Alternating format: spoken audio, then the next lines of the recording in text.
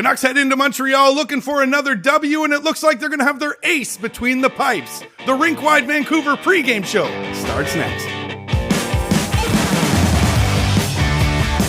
Rink-wide Vancouver pregame, postgame, every game, presented by Bodog. From sports odds to free casino games, make a play at bodog.net. Wadden and JPat here with you with another edition of the pregame show as the Canucks head to Montreal to face off against the Canadiens, with looking like Thatcher Demko to get the starting goal, JPat.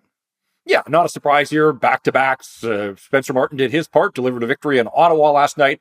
You know, there are times we talk about back-to-backs and the challenge, and certainly I think fatigue plays into it. But it's back-to-back for the Montreal Canadiens as well. They were in Detroit last night. They're coming off a shootout victory over the Red Wings. So both of these teams feeling good about themselves. And I think both probably look at this as an opportunity to get a little momentum going. And for the Vancouver Canucks, they have to build off that third period in Ottawa. Forget what happened in the first 40 minutes. They were dreadful, but Spencer Martin held them in it. They got to the third period in a 2-all tie, and that's when the captain took over and scored the second of his 2 goals. They spread the offense around. They end up skating out of Ottawa with a 6-4 victory. Now it's into Montreal, and this is a chance all of a sudden for the Vancouver Canucks to build on the good things they did in the third period and see if they can apply those against the Habs tonight. You brought up the captain, Bo Horvat, with those 2 goals. He's now just 2 behind Connor McDavid, who sits idle tonight. That brings us to our question of the day. How many games will it take Bo Horvat to reach the 20-goal mark? JPat, he's doing quite well right now, 12 in 13. Do you think he can go 20 in 20? Bo scored in bunches. He scored twice in 4 of the last 5 games. It's been fun to watch. Big goals, timely goals. And, he just feels like an unstoppable force right now. So I almost feel like penciling him in for 2 more tonight against Montreal and then on to Toronto on the weekend.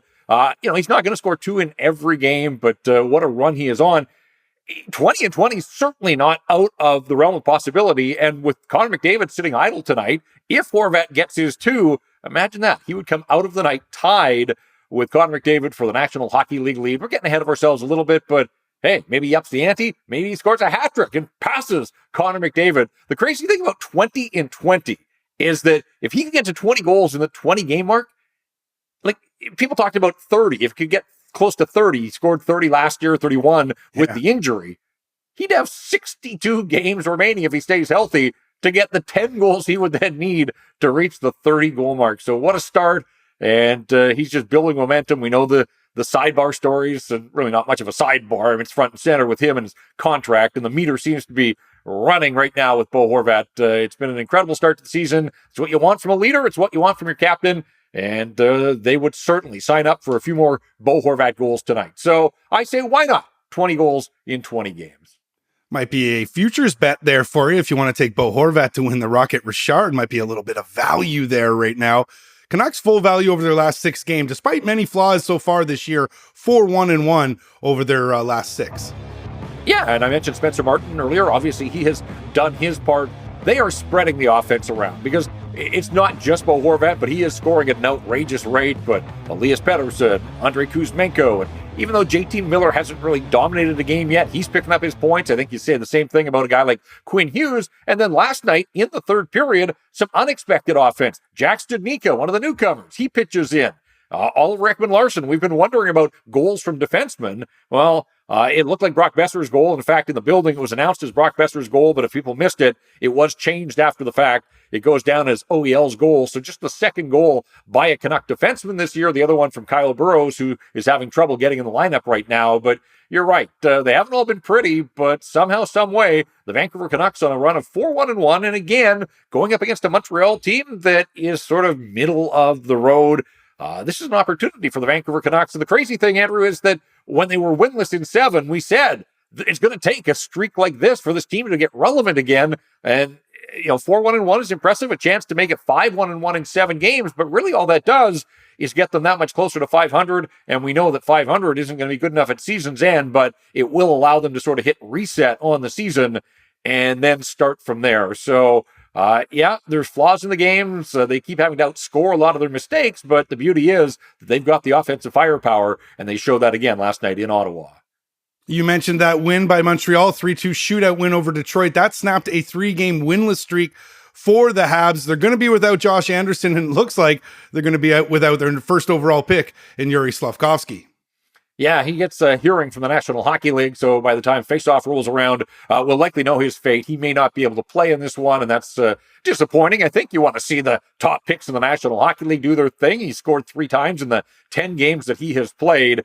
This Montreal team is remarkably unspectacular. 6-1, so an even 500 on the season, no more than 2 wins or 2 losses in a row. So they haven't been on a run, but they haven't been in any sort of skid either. And if Nick Suzuki and Cole Caulfield aren't getting the job done for them, they're not having a whole lot of success, although I say that. And Mike Hoffman scored both of their goals last night in Detroit. They had a 2-1 lead in the third period, couldn't make it stand up, but they do pull out the victory.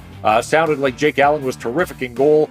He's likely to sit, and that means Sam Montembeault goes for the Montreal Canadiens. And you might think, hey, a backup goaltender for the Vancouver Canucks, but dig a little deeper. Sam Montembeault's numbers are terrific. He's 2-1-1 in the season. He's got a 2.47 goals against average, a .928 save percentage, and among his victories, a 43 save win in Buffalo a couple of weeks ago. So Sam Montembeault, he wants to battle for more starts, kind of like Spencer Martin does for the Vancouver Canucks. But if it is Thatcher Demko against Sam Montembeault, this is where Thatcher Demko has to earn his keep. The Canucks want to believe that a guy that got Vezina votes last year could be a difference maker on any night. It hasn't happened so far this season, but if you're asking most people around hockey, who would they take, Thatcher Demko or Sam Montembeault? Thatcher Demko has to show up and prove that he can be a difference maker for the Vancouver Canucks. His only win this season in Seattle, that was almost 2 weeks ago, and since then, he's only played twice. He faced the New Jersey Devils. He didn't get a victory. He faced the Nashville Predators, ended up losing that one in a shootout. So Thatcher Demko really hasn't had much of an opportunity to work his way back in terms of game action. So every start's a new opportunity for him, and the Canucks will want to believe that they've got an edge between the pipes. Yeah, Demko looking for another W. So am I with my Bodog best bet. I'm behind now, 6-7 on the year. Let's get a rebound tonight. I got the Canucks in the first period puck line at -half a goal, +140. So basically I got the Canucks up 1 or more, JPat, after the first period. Well, as I said, if they can build off what they did in Ottawa last night, then I like their chances here. And when I come back to this idea that the Montreal Canadiens are, remarkably unspectacular, you just look at their defense core, and look, every guy in the National Hockey League, full credit to him for getting there, but David Savard, Joel Edmondson, Caden Gooley, Jordan Harris, those are the names of this Montreal Canadiens defense core right now. That really seems like an opportunity for the Vancouver Canucks to pounce in this hockey game. All right, who's going to pounce from the Vancouver Canucks and seize the opportunity tonight? Who is going to do something for Vancouver? I'm going off the board a little bit here because it is back-to-backs. I'm going with Oliver Ekman-Larsson, and I'm not even sure what I need for him to do other than be better than he was last night. And I know he scored a third-period goal, but boy, he and Tyler Myers, it was a carnival defensively in the first couple of periods. So I need Oliver Ekman-Larsson to be up to the challenge of playing on back-to-back nights. He played 21 minutes and 40 seconds last night for the Vancouver Canucks. Those old legs of his, they're going to be tested. And I'm sure other teams around the National Hockey League, that's part of the scouting report. Drive wide, use your speed, try to make him hook and hold you. We know that he's taken some penalties, and the speed of the game seems to be posing a problem for Oliver Ekman-Larsson on a lot of nights. So the challenge is a big one for the Vancouver Canucks to back up that third period effort. And I'm looking for Oliver Ekman-Larsson to pull on that rope in the right direction, do his part to help the Vancouver Canucks secure a second victory in 2 stops on this road trip.